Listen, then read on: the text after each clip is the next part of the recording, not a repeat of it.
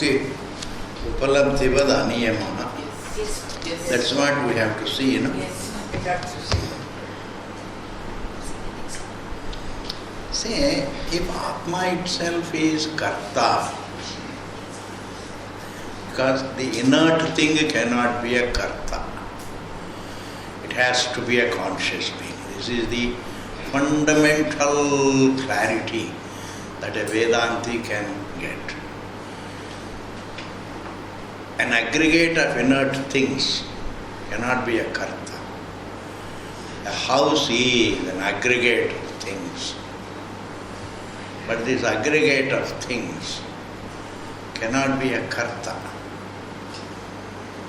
a conscious being. And the fundamental clarity is also conscious being is not the result of an aggregate of things. To be a conscious being is not the outcome of an aggregation. Like beetle leaves and beetle nut and the lime put together, you have an outcome of red color. It's not an outcome. Our conscious identity is not an outcome of the body, senses and the mind, etc. It's not an outcome of 5 elements. Our conscious identity is not an outcome of 5 elements or all the faculties put together. And that conscious being alone can be a Karta, maybe due to some mistake. To be a Karta is not the nature of conscious being. And yet nothing else can be a Karta except the conscious being. These are the 2 points you have to be clear. Nothing else can be a Karta except a conscious being. And yet Kartrutvam cannot be the nature of a conscious being. Going.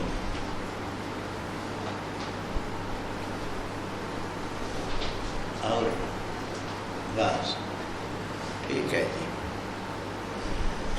So nothing else can be, थोड़ा काम कीजिए. Nothing else can be conscious. Nothing can be a Karta except a conscious being. And Kartrutvam cannot be its nature. Like a carpenter, only a conscious individual can be a carpenter. But yet the carpenterness is not his quality. It is incidental. It has a reason. It's not intrinsic but incidental. Every label is incidental. Just happens to, due to some reason. In the case of a conscious being, a being Karta, the reason happens to be adhyasa, a misconception about oneself. Therefore, he is both Karta and Akarta. This is the clarity. Truth is both Karta and Akarta. Incidentally Karta, intrinsically Akarta. Atma is both Karta and Akarta. But both are not intrinsic. One has a reason. One is a mistaken notion. One is a mistaken notion. The other is intrinsic. Like the same Atma is both the waker and the dreamer. थोड़ा सा कम करना है जी, थोड़ा सा ज़्यादा हो रहा है.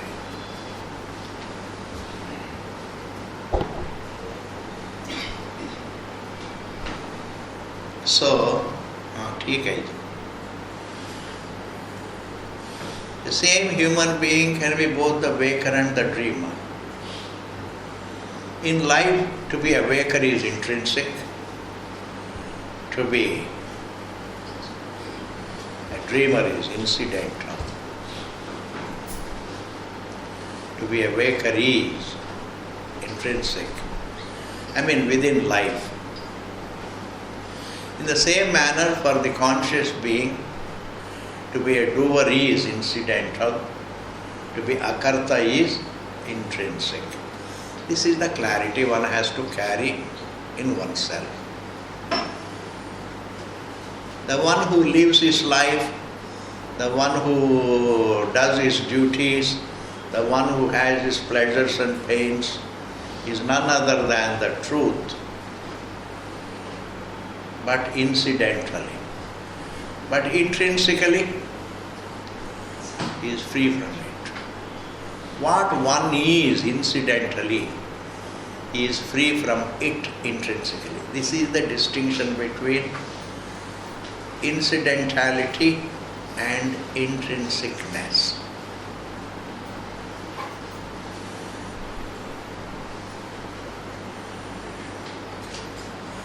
If the water is hot, it is incidental. It so happens that there was fire next to it. So it became hot. That is being incidental. It's a situation brought about. But to be on the part of the fire, if it is hot, fire being hot is not incidental, it is intrinsic. What are the Sanskrit terms for being incidental and intrinsic? Swarupa and Pararupa. Swarupam and Adhyasika. Swarupa means one's own nature. Pararupa means the assumed situation. Kartrutvam is assumed. If a man is disturbed, it is assumed. Disturbance is assumed. Not deliberately, but in ignorance. I assume being a thought of being disturbed. I assume the thought of being abhokta, enjoyer. Every thought is assumed. Freedom from thought is our nature. Freedom from thought cannot be assumed. It's not a thing. It's not assumed. This is the clarity that one has to carry in oneself.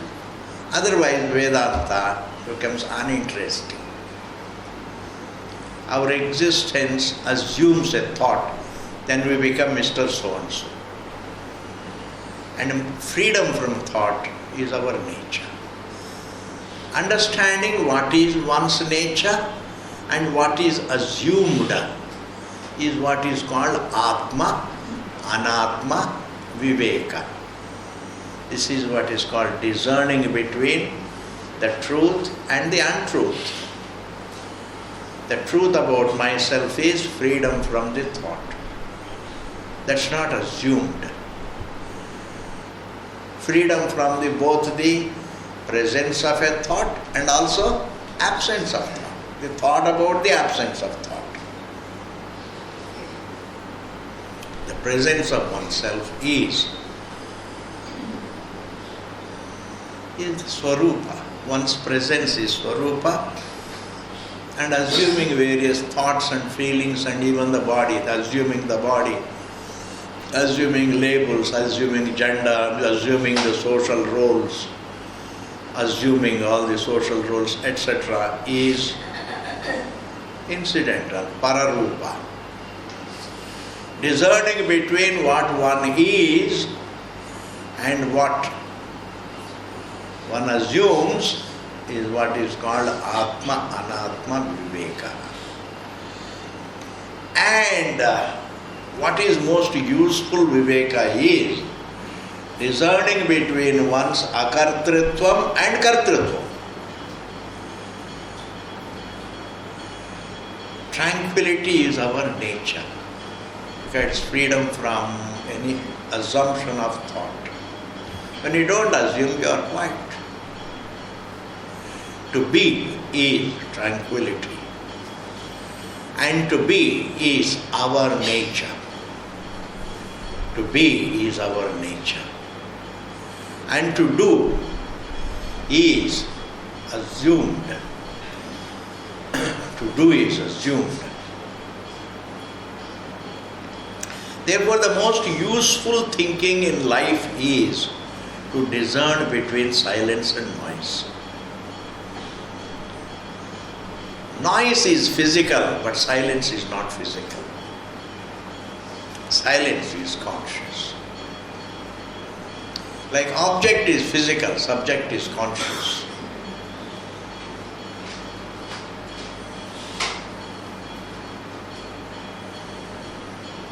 The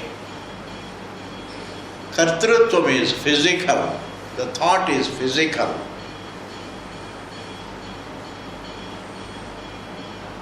But freedom from thought is conscious. One's existence is conscious. And all that I assume is physical. Why do I assume what I am not? Because I do not know what I am. Is the answer given by the Shruti. And verify it to be true. It is true. When you don't know a fact as it is, then you mistake for so many things. When I don't know the rope as rope, it assumes the snakeness as it were. Or at least in my thinking it assumes the snakeness.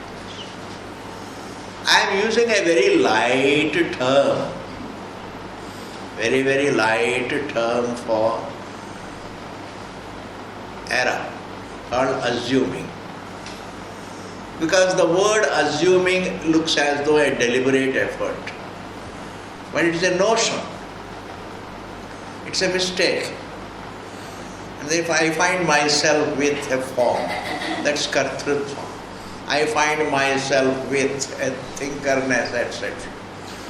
I find myself with thought. That is hararupa, that is assumption. I assume something, I identify with something which I am not. Thus kartrutvam is incidental, akartrutvam is swarupa. Therefore our struggle is assumed, imposed, it's assumed by oneself. It is born of the incidental assumption. Kartrutvam is assumed. Akartrutvam is our nature.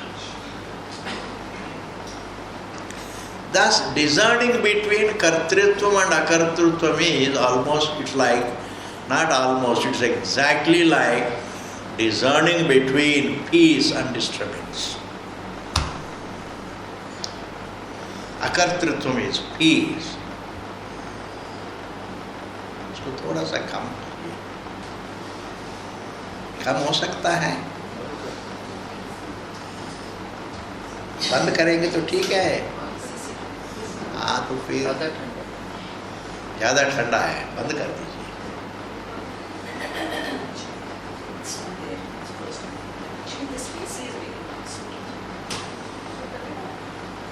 हाँ, this is making noise. ठीक है. I need so many gadgets to make me talk. So much, what I need a lot of atmosphere. It is a big headache. From the childhood I was like that. Everything should be spick and span and pin drop silence. Then it works. So, discerning between kartrutvam and akartrutvam is like discerning between peace and disturbance. It's like discerning between moksha and samsara. It's like discerning between freedom and bondage, discerning between the unlimited and the limited.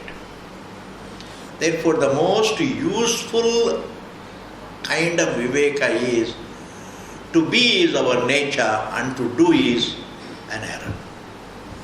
And the whole life is doing. In the deep sleep state there is no doing, there is only being, and it is peace. To whom is it not evident? To whom is it not evident? To whom is sleep not evident? Sleep is not experienced as doing. Sleep is experienced as being. If it is not being, it is not definitely doing. If it is not being, then what is it? Is it shunyam? Shunyam cannot be experienced because shunyam means it should be shunyam of me. If I am not there, then for whom is that shanti? For whom is that experience? Just as waking is it's an object of experience, dream is an object of experience, sleep also is an experience. It's an experience. It's not a belief. That we all have deep sleep is not a belief. It is an experience. Is it not? If it is an experience, if it is a belief, then it is subject to verification and negation. I don't have to verify, I don't have to use the logic to verify that I have a deep sleep state. Everybody says, of course, most of the palaces are made only for good sleep. What else?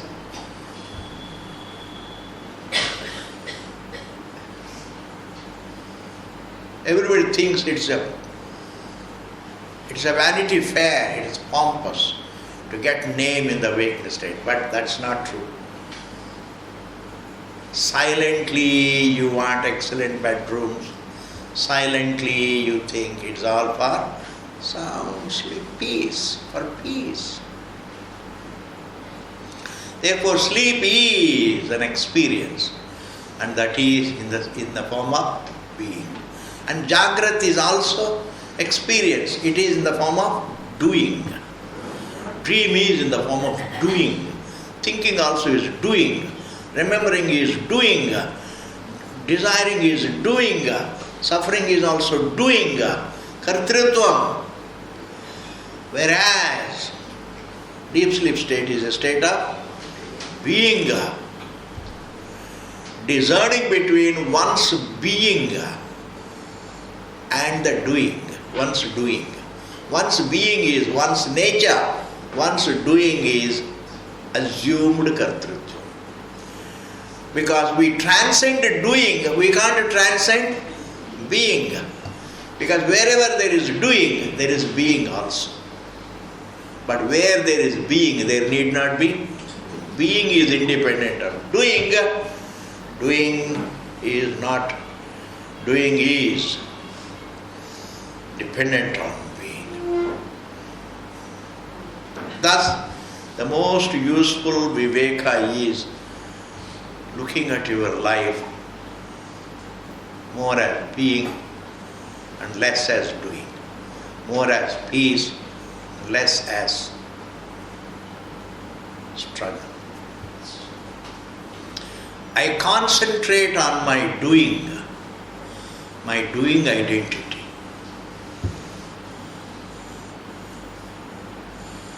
In the waking state, I dwell on my waking identity of kartritva. But in the waking state, you retrospectively look back at, recollect the deep sleep state. Recollect what you were in deep sleep. Recollect a state of being minus kartritva. Recollect a state of being minus kartrutva. That becomes reflection. This is a state of doing, and that is a state of being. And what I experienced as a state of being to the exclusion of doing is the truth even in the state of doing. Even when I see the way, what is the truth? Is prakar. Atma Anatma Viveka is primarily Kartrutva Akartrutva Viveka. Atma alone can be Karta, and yet Atma is Akarta. If Atma is Akarta, does not mean that somebody else is Karta. This problem is there. If Atma is Akarta, then the inert cannot be the Karta. The same Atma is Karta also. It is both Karta, intrinsically Akarta, incidentally Karta. You can recollect, you can remember this phrase. Our existence is intrinsically Akarta, peace, incidentally Karta. Kartrutvam can be corrected. Akartrutvam cannot be corrected because Akartrutvam is not a thought, whereas Kartrutvam is a thought. A thought can be corrected, a non-thought cannot be corrected. Thinking can be corrected, the truth which is free from thinking cannot. Therefore, Akartrutvam is to be understood and Kartrutvam needs to be corrected. This prakar, this is the topic going on. What is the topic? Who is the Karta and who is the Akarta? The same Atma is both Karta and Akarta. Karta from one point of view, not nature. Karta incidentally, Akarta intrinsically. Karta by in avidya, Karta. It looks Karta when not understood, and it is Akarta by nature.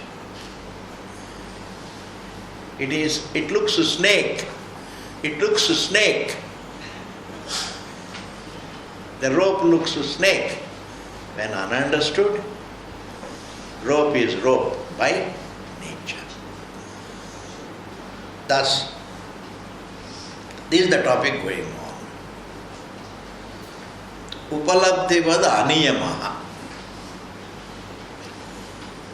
Let us read this verse. Upalabdhivat aniyamaha. You know, a Purvapakshi may ask a question, sir, how can the same Karta be both Karta and Bhokta?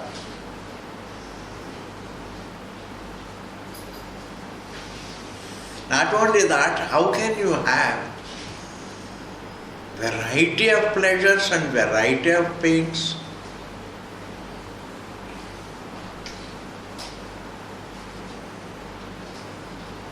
Or that Siddhanta says, Aniyamaha, there is no hard and fast rule that you should only be a Karta or Bhokta.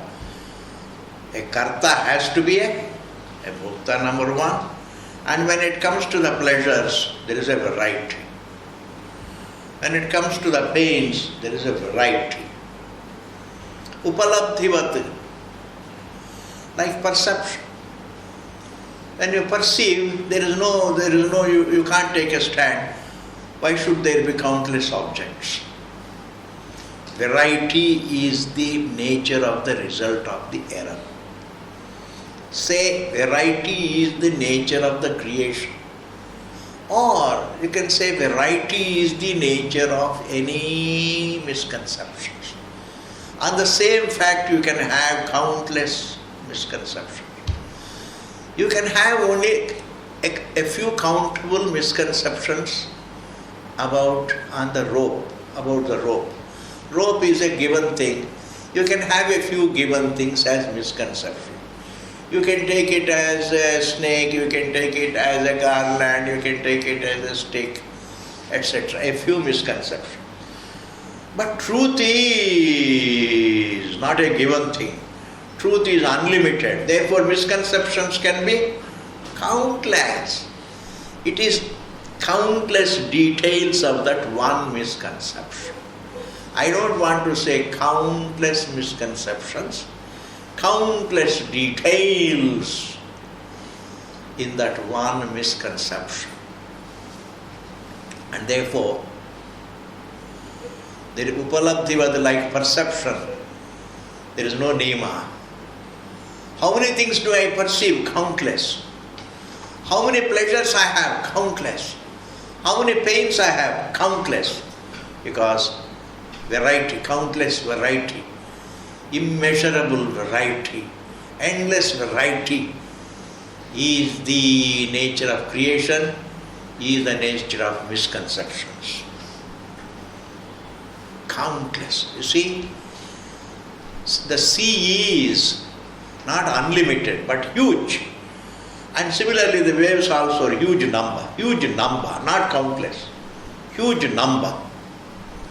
But Atma is unlimited, therefore the variety is endless.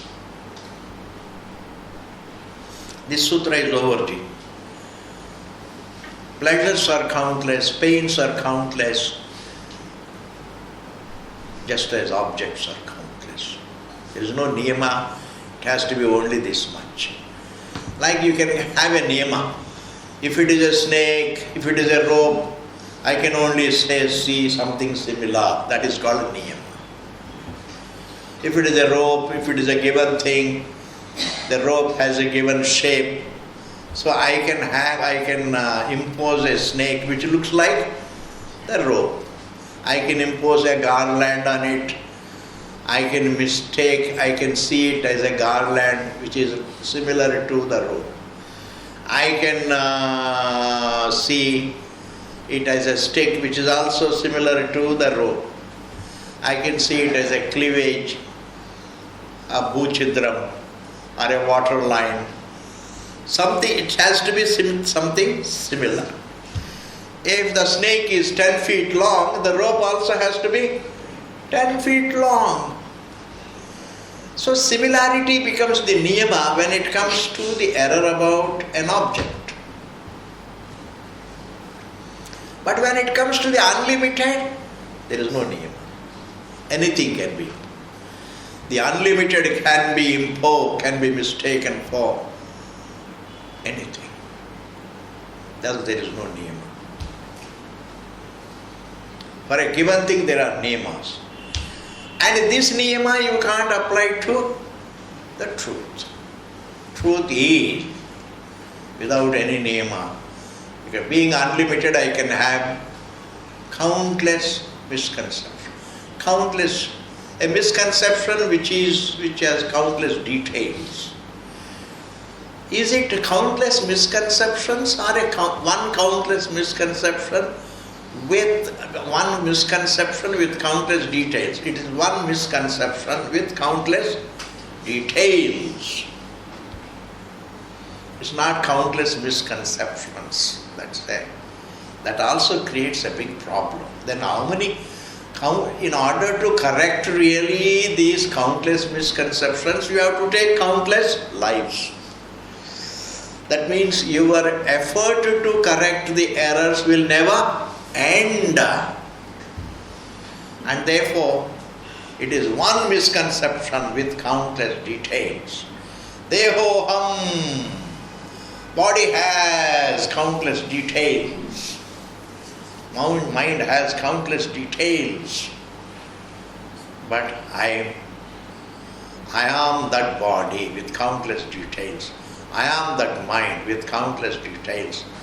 I am the seer of the universe with countless details. It is one misconception. That's why if a person has pleasures and pleasures and pleasures, don't feel surprised. It's a part of avidya. It is a Vedanta that can handle your envy also, your jealousy also. Vedanta gives you that wisdom. It is a part of avidya. If somebody is rich, it is a part of it. It is his prarabdha and he gets. You get rich in avidya, you get poor in avidya, you get pleasures in avidya, you get pains in avidya. All life is graphic in avidya. And therefore, don't feel surprised by somebody's pleasure or somebody's pain. And don't feel surprised, somebody goes also, somebody dies. Don't take it to your heart, oh, how to live without that. Say, we all go away. Therefore, use life and death for understanding the truth. Life is not for enjoying, death is not for suffering. Life and death are two pairs of opposites. And analyze life and understand the truth, one's presence. Presence of life is nothing but presence of one's existence. And absence of life also means presence of one's existence. If it is absence of one's existence, then who would experience that absence? Because absence also has to be proved. And what proves the absence of something also is my experience. And how can I experience my own absence? And unless I experience my absence, I have no proof of it. It's a peculiar, this is a part of thinking, Ji. But otherwise common sense tells it's absurd to be able to experience one's own existence. What is spontaneously to be understood called the absurdity of a thinking that I experience my own non-existence is an absurd statement. If I can't follow it, if I can't understand it spontaneously, I'll let use logic. What cannot be understood spontaneously, use logic. And logic helps you to understand what is obvious. Logic is meant to help us understand what I should have understood spontaneously.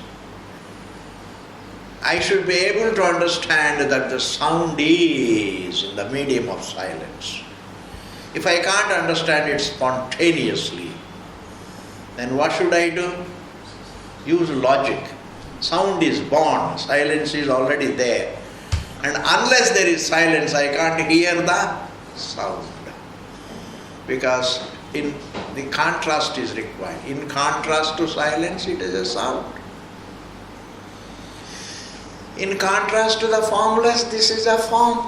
In contrast to the peace is the pain. Because all perceptions presuppose the contrast, the great viveka. It is in the medium of the formless, is form perceived.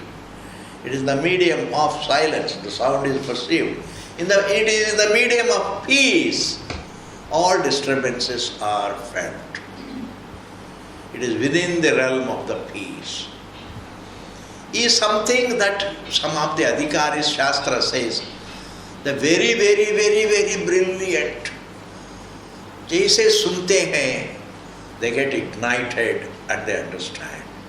But what cannot be understood spontaneously, it can be understood through logic in time. What does it matter, Ji? Whether you understand spontaneously or you take time to understand, that's not a big thing. But what is to be understood is glorious. How long one takes, that's not a thing. Your glory does not lie in understanding the truth spontaneously. That's nothing. Even an average person takes time. Average person takes time. Acha, she is telling something. She wants fans. You want fan? Haji.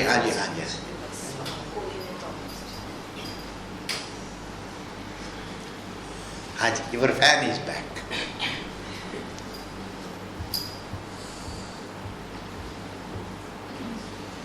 Therefore,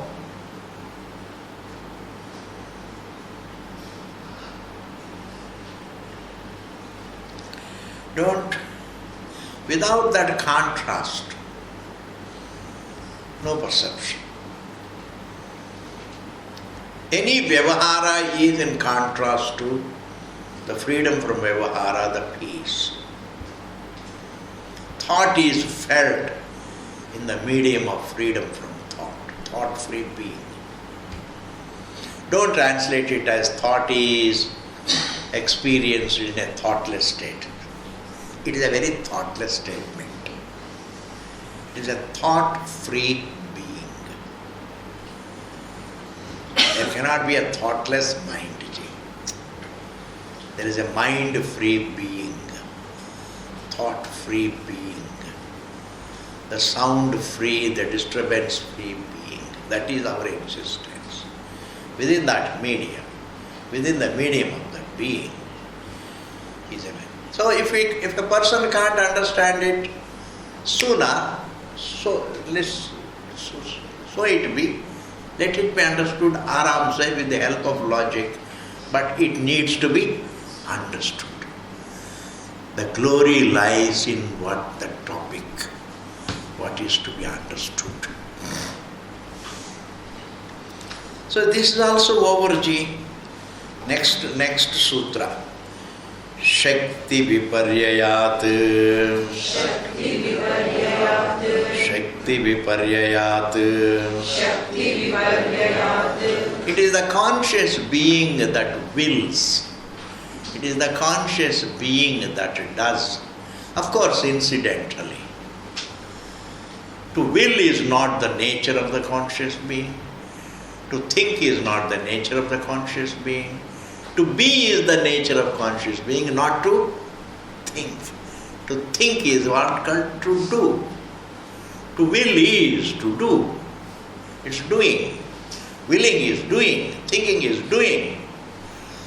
Deciding is doing. Every mentation, every vyavahara is doing. Vyavahara is in contrast to the peace which is not vyavaharyam, it is avyavaharyam. You can't interact with peace. You can be peace. You can't say hello to the peace.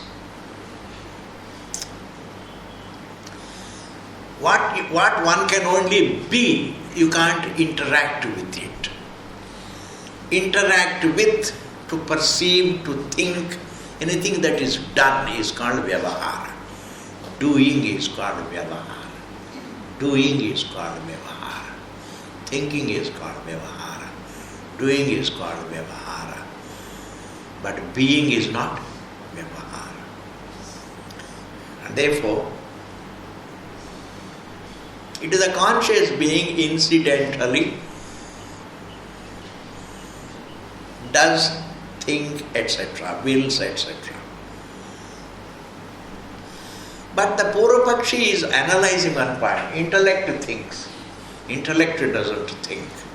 Mind doesn't think. The conscious being thinks. And that thinking is called the mind.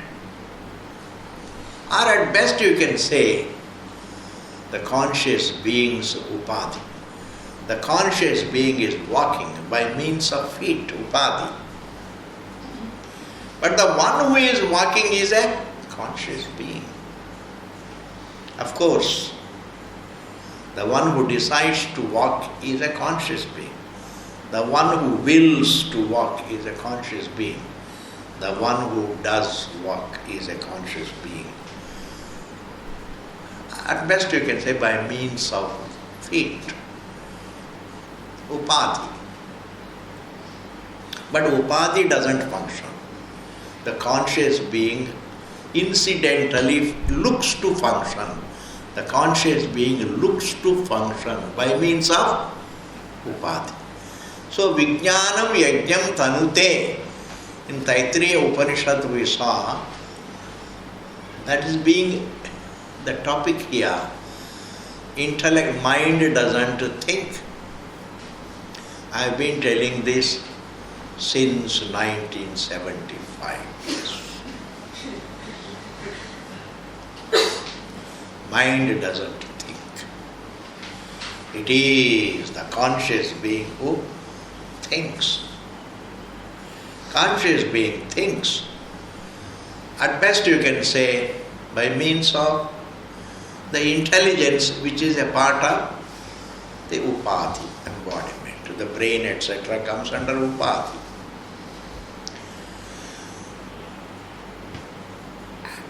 If it were not so, if the mind itself were to play the role of the truth, then it will be truer than the truth.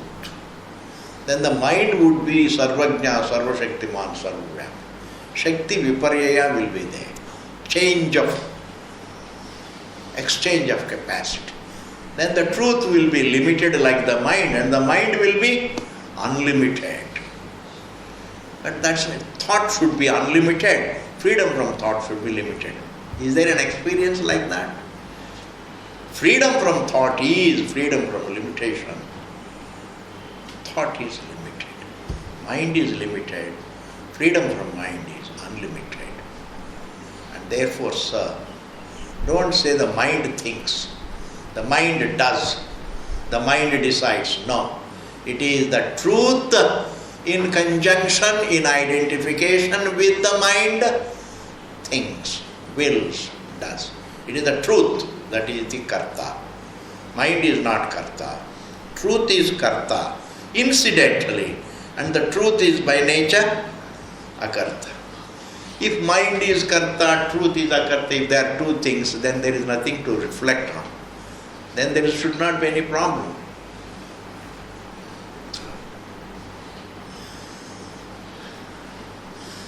I am not karta is not reflection. I am incidentally karta, intrinsically akarta is the reflection. I look to be karta, I am a karta. The reflection is not like somebody else is karta and I am a karta. That's a bluff. It is the same conscious being that is karta incidentally and akarta intrinsically. It is the rope and it looks a snake. The same it. It is intrinsically rope and it looks snake. It looks snake. It is seen snake. It is judged snake. It is perceived, it is distorted as snake. You can't even say it is by nature rope, but it is snake. It is snake, no. It is seen to be snake. It looks a snake. It is judged as snake. It is distorted as snake. In the same manner, I am a karta, but I look karta. I get distorted as karta. I perceive myself as embodied karta. And therefore, mind is not karta, Atma is karta, but incidentally, in avidya. This is over, Ji. Next verse, next sutra. Samadhi abhavacha. Samadhi abhavacha. See, the Shastram always recommends composing the mind. The mind cannot compose itself. The mind, it is the nature of the mind to get disturbed. It is the conscious being that silences the thought. Thought doesn't silence itself, no. It is the conscious being that silences the thought. Thought disturbs me, therefore let me use my will and silence it, be quiet. The one who decides to be quiet is a conscious being. The one who decides is not the mind. And therefore, had it been the mind, there would not have been any mental composure. Because the mind being by nature it is to think, it is by nature it is thought and thought and thought and thought and thought. The mind cannot compose itself. The hand cannot write, the pen cannot write itself by itself. The hand also cannot wield the pen and write by itself. And even the will to write also cannot write. But the one who wills to write is the conscious being. He writes. Ultimately, every doing can be ascribed to the truth, but in the state of upadhi, in the state of embodiment, in the state of avidya. It is the truth that looks the writer. It is the truth that looks the speaker. It is the truth that looks the seer, hearer, taster, toucher, smeller. It is the truth that looks the perceiver. And therefore, silencing the mind is not the job of the mind. Silencing the mind is the job of the self. The self silences the mind. If it were left to the mind and if you don't take charge of the mind will be as disturbed as ever. Anger doesn't silence itself. I have to silence it. Greed doesn't silence itself. I have to silence it. Jealousy doesn't silence itself. I have to silence it. Every disturbance doesn't silence itself. It is the self that has to silence every disturbance. Is it not so, please? Say at least yes. At least for my satisfaction. That I am not going astray. Therefore, there would not have been mental composure unless mental composure is facilitated by none other than the truth. It is the truth that has the capacity to silence the mind. It is the truth that has the capacity it has the capacity to do. It has the capacity. It has the capacity in the state of embodiment. It has the capacity to do, capacity to will, capacity to silence the mind, capacity to use the mind, capacity to silence the mind, and itself is by nature free from that capacity. Free, it is nothing more than being. Silence has the capacity to facilitate a sound. In the medium of silence, silence is one's own existence. It has the capacity to make a sound and to silence the sound. But what is one's nature? To be silence. Therefore, Samadhi Abhavacha is a sutra, last sutra of this Kartra Adhikaranam. That means in this Adhikaranam, what is said is something fantastic. Don't look upon Jiva as Karta and Paramatma as a Karta. There are two things. No. It is the same Atma. By nature Paramatma, and by Upadhi it is Jiva. Same being. Intrinsically Paramatma looks Jivatma. Looks embodied, he is unembodied. Remaining unembodied looks embodied. Remaining rope looks a snake. Remaining unembodied looks embodied. Remaining silence looks disturbed. Thus, I have the problem, I am the solution. should be understood in this way.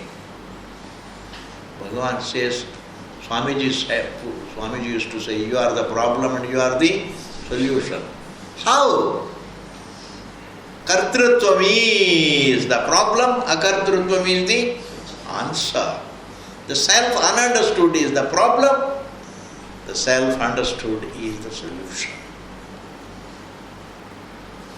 This statement need not be dragged to mean only some empirical details. If you work hard, you are the solution. If you don't work hard, then you are the problem. वो भी ठीक है, लेकिन यहाँ पर said fundamentally, you are the problem. The truth is the problem, ununderstood. The truth is the answer, understood. Tatveva bhayam vidusho manvanasya. The Shruti says, the truth alone is the source of the fear, ununderstood. The truth alone is the source of fearlessness, understood. So at the spiritual level, these statements are made. They need not be used to, they can be used, that's a different matter. You can always use the Vedanta also to make some relevant things to explain certain things in life also, in day-to-day life. But having understood that it is uttered, the Shastra is uttered by the truth, in the context of understanding the truth. Shastra was an utterance by the truth in the context of understanding the truth. But that utterance can be used to explain away some day-to-day things. I am not against it. But you can't say that is the context in which it was uttered. I say. Shastram is not meant for explaining away causation in the world.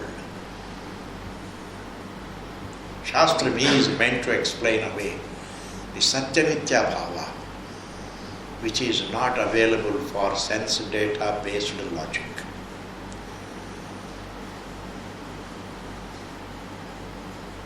Causation can be explained. Causation is all in the realm of perception. Causation is not between kartrutvam and akartrutvam. Within the kartrutvam there is causation. Causation itself is kartrutvam. But between akartrutvam and kartrutvam there is no causation, there is avidya. Akartrutvam ununderstood looks karta. Where is the causation? It is in error, truth and error relation. You can't say the milk ununderstood looks like curd. The milk goes through a process to become a curd. There is no error there. There is no error. The childhood ununderstood becomes a young man, you can't say. The infancy ununderstood becomes a young man. So it goes through a process. It's a causation. Causation keeps happening in time. It's a process goes on. But between akartrutvam and kartrutvam, between peace and disturbance, there is no causation. Between absolute peace and war, there is no causation. Between absolute peace and war, there is Satya Mithya Bhava. But between relative peace and war, there is causation. Meaning, between living comfortably and living disturbed, there is a causation. China war तो नहीं शुरू हुआ.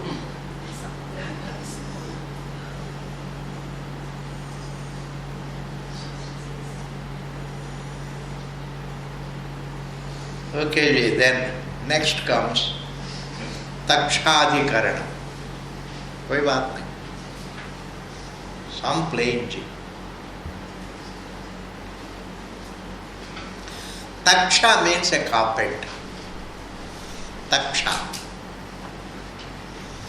Taksha. It's not Taksha. Taksha is a carpenter. Yatha cha taksha. This is called Takshadikaran. The topic changes. This is echoing. Just another 5 minutes. Let us have a peaceful class.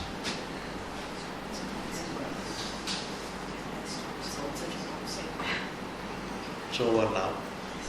Taksha, a carpenter. Ubhayatha, how a carpenter is both a carpenter and a non-carpenter. While doing carpentry, he is a carpenter.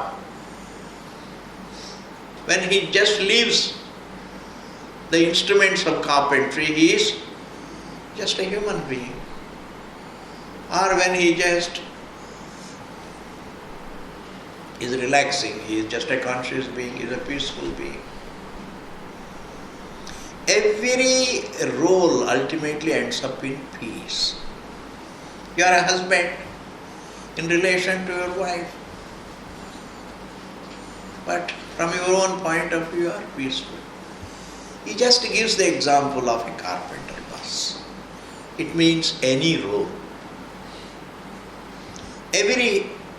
A person is both Paramatma and Jivatma is obvious. From one, a carpenter is both a carpenter and peaceful. Meaning he is both a carpenter and a non-carpenter. He is both a carpenter and a non-carpenter. He is a driver. He may continue to be looked upon as a driver even at home. But actually, with logic, if you think, when he is not driving, he is not a driver. He is not a driver. But when he is driving, he looks upon himself as a driver. When he is not driving also, he looks upon a driver. Looks upon himself as a driver. Similarly, man, when he is doing, he looks upon him as a doer. When he is not doing also, when he is akarta, he somehow or other manages to read doership into him. Even the deep sleep states, I was doing, I am making an effort to be silent. But anyway, we read labels into a state where they are not. At the time of deep sleep state, I read time into the deep sleep state, where there is no time. When I was sleeping means when refers to time. I try to measure deep sleep state in terms of time. 10 o'clock I went to bed. 4 o'clock I got up. Means 6 hours. I say, how can you measure freedom from time, Ji? How can you measure freedom from time? Freedom from time cannot be in terms of hours, cannot be measured. Therefore, just as when you are not driving, you are not a driver. Similarly, when you are not doing anything, you are akarta. By swarupa, you are akarta. By upadhi, you look a karta, you are a karta. Like a carpenter looks a carpenter, he is non-carpenter. Looks a husband, he is a non-husband. Looks a wife, he is a non-wife. Looks a student, he is a non-student. What does it mean? Looks a jivatma, he is Paramatma. Looks a jivatma. Looks a doer, he is a silent being. In this manner, Takshadikaranam begins. Therefore, what is to be spontaneously, effortlessly to be understood is all our roles are a part of notions. Our roles are incidental. Our freedom from roles is intrinsic.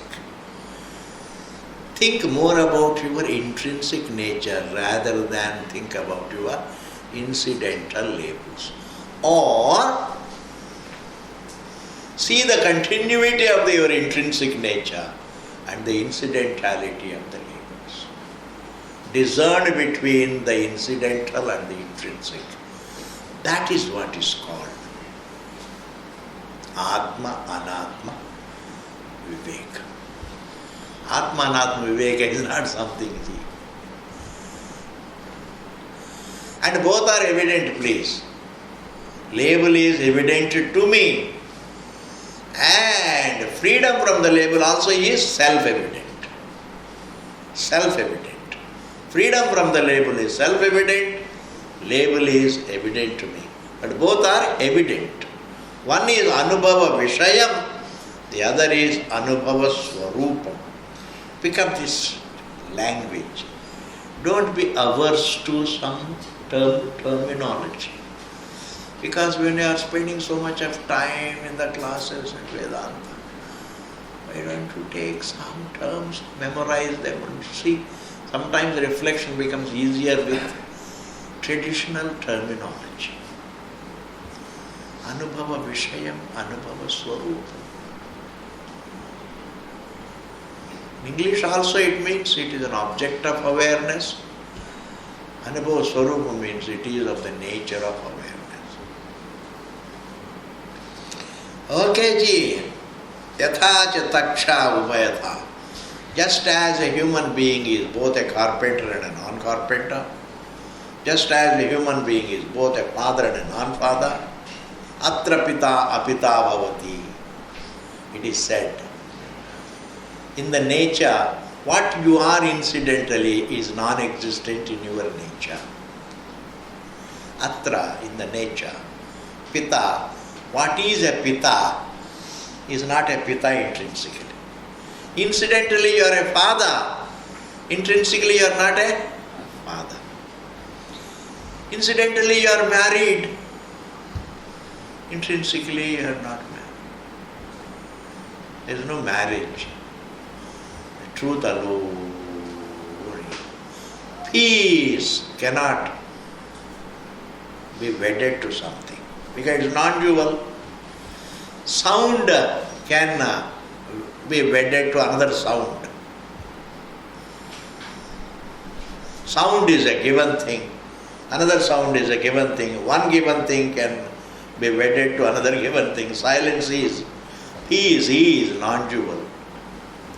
Thus, in the medium of absolute peace and serenity is the whole tufan of the life and death. This is over this particular sutra. We will continue it. Purnamadaha Purnamidam Purnat Purnamudachyate Purnasya Purnamadaya Purnameva Vasishyate Om Shanti Shanti Shanti